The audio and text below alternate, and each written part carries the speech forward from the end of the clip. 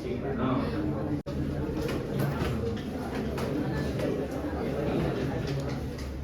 चलिए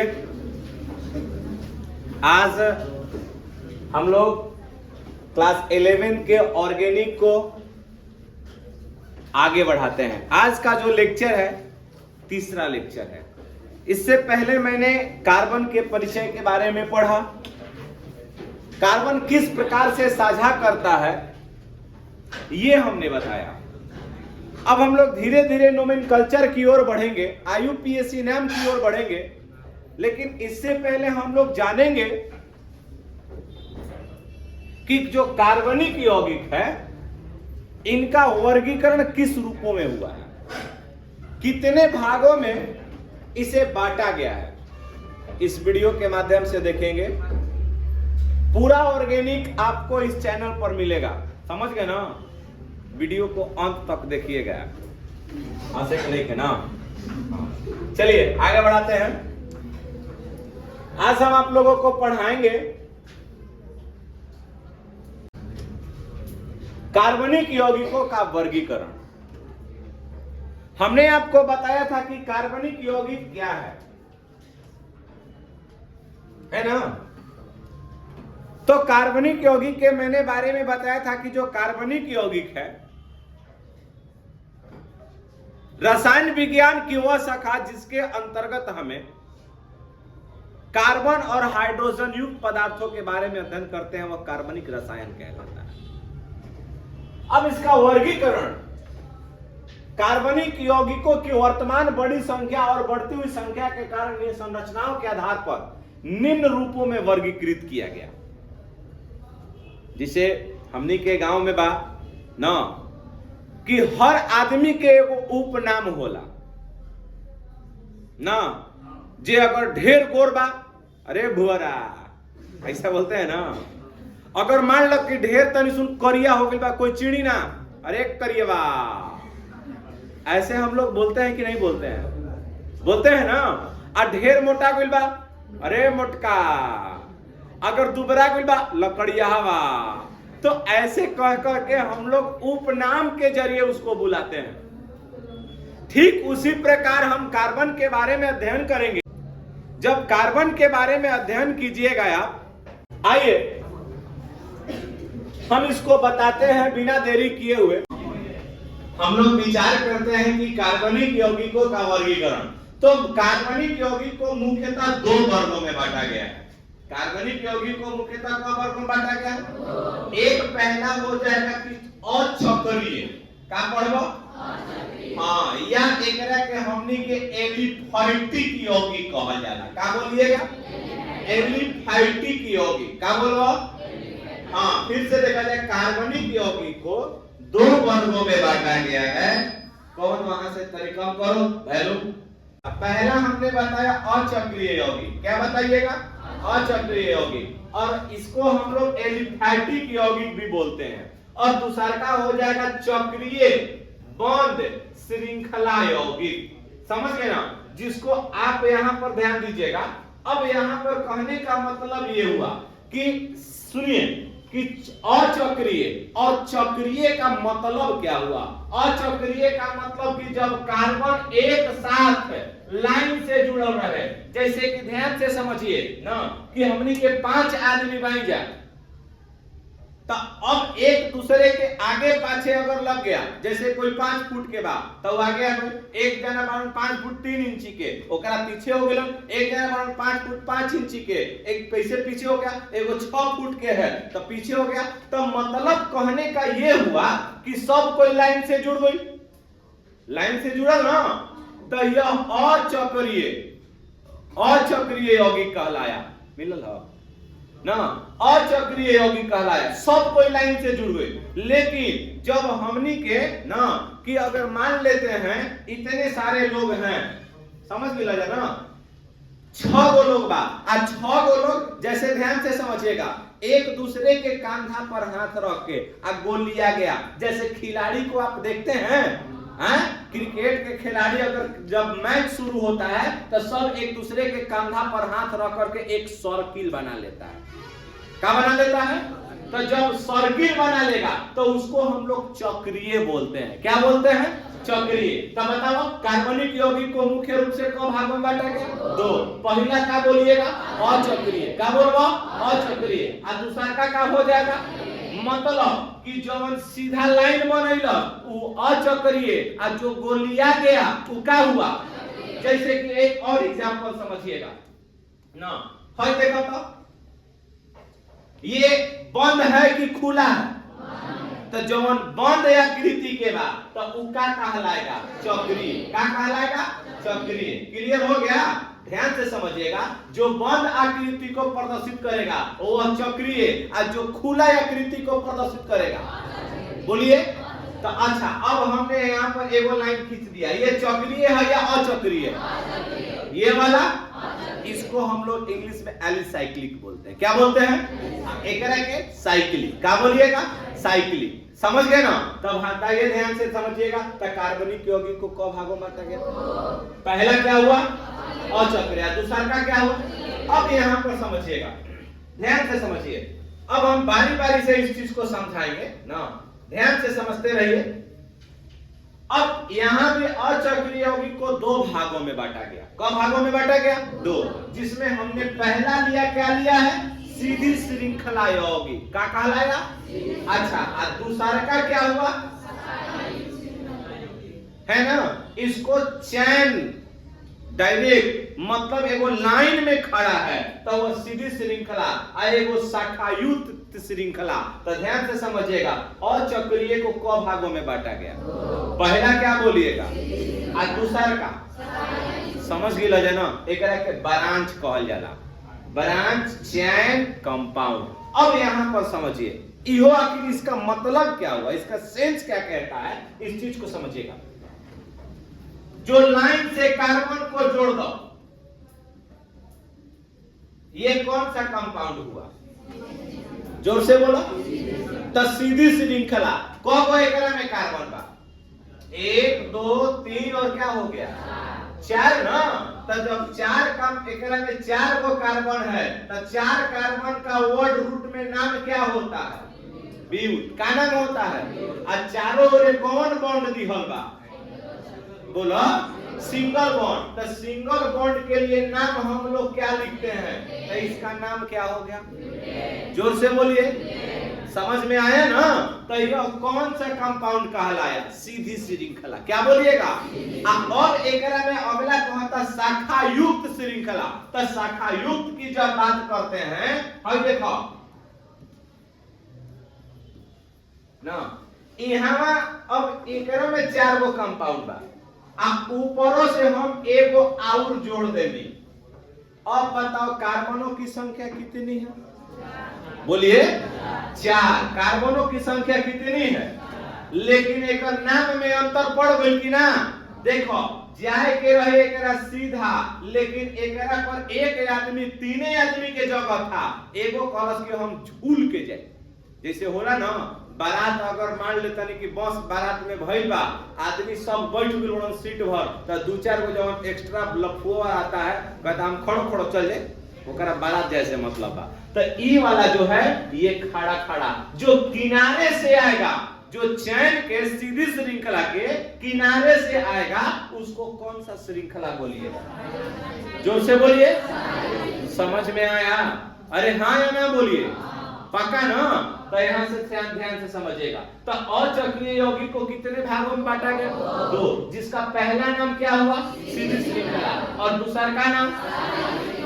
कोई दिक्कत है? तो ध्यान से समझिएगा। अगला अगर हम लोग बढ़ते हैं ना, ध्यान से समझिएगा, चक्रीय या बॉन्ड श्रृंखला, जिसको हमने यहाँ पर लिखा कार्बोचक्रीय अथवा समचक्रीय यौगिक ना, इसको दूसरा का विषम चक्रीय यौगिक। यहाँ भी कार्बोचक्रीय यौगिक या समचक्रीय यौगिक को 2 वर्गों में बांटा गया। एक को हमने लिखा एलिसाइक्लिक यौगिक और दूसरा को हमने लिखा एरोमेटिक यौगिक। जैसे अब यहाँ पर समझिएगा ना, कार्बोचक्रीय यौगिक में समचक्रीय यौगिक का मतलब क्या होता है? ध्यान से समझिएगा, जो बंद श्रृंखला को निरूपित करता है। कार्बन के बंद श्रृंखला को निरूपित करता है। जैसे यहां पर एग्जांपल में आप लोग समझ सकते हैं।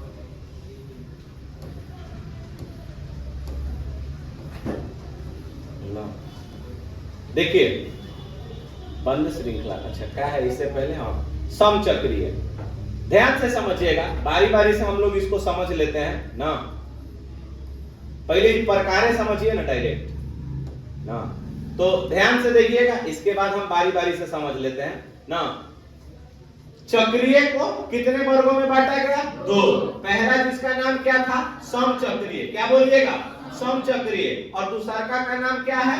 विषम चक्रीय। पहला का नाम क्या हुआ? समचक्रीय, और दूसरा को विषम चक्रीय। विषम चक्रीय को भी 2 वर्गों में बांटा गया। एक का नाम क्या पड़ा? एलिसाइक्लिक, और दूसरा का नाम एरोमेटिक। फिर देखा जा, सुनिए, एरोमेटिक भी 2 टर्म में बांटा। एक हो गया बेंजीनाइड यौगिक और एक हो गया नॉन बेंजीनाइड यौगिक। एक बेंजीन के फॉर्म में और एक नॉन बेंजीन के फॉर्म में रहेगा। इस चीज को हम लोग, ये पूरा जो श्रृंखला है ये कार्बनिक यौगिक को निरूपित करता है। और किस प्रकार से इसको हम लोग बारी बारी से बताएंगे, पढ़ाएंगे, तब आपको इस लेक्चर को आगे बढ़ाते हैं। आइए देखते हैं नेक्स्ट। उतारिए इसको उतार लीजिए जल्दी झट से ना। कार्बनिक यौगिकों का, चलिए